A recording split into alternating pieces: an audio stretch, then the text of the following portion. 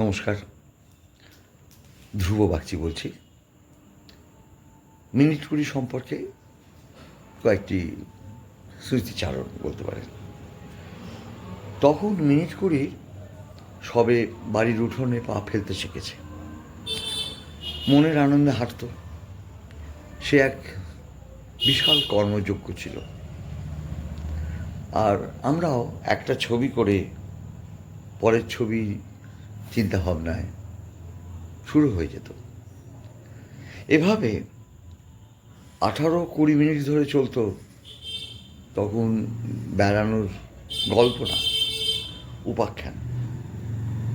এখন যেটা সময়ের নিয়মে 6 মিনিটে এসে শক্তপোক্ত হয়ে দাঁড়িয়েছে, তাহলে তখন কি দাঁড়াতো না?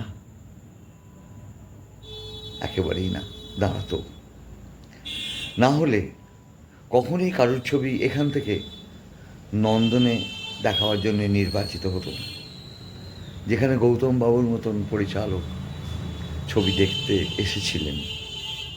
এই ভ্রমণাটা তৈরির ছবি। তবে কি এখন, এবং এছাড়াও অনেকের ছবি মফস্বলের বিভিন্ন অনুষ্ঠানে, ছবি তৈরির অনুষ্ঠানে নির্বাচিত হতো, আমন্ত্রিত হতো। তাহলে এখন কি সমঝদার দর্শক বা পরিচালক তাদের নিয়ন্ত্রণ হারিয়েছে? না, তাও না। আসলে 6 মিনিটে তৈরি করতে গেলে যে মুনশিয়ানাটা দরকার, সেটা সত্যি বলতে তখন তৈরিই হয়নি। আসলে ওগুলো না হলে এই উত্তরণটা হতো না। আরও সত্যিটা হলো, এখন সময়ের হাতে সময় বড় কম।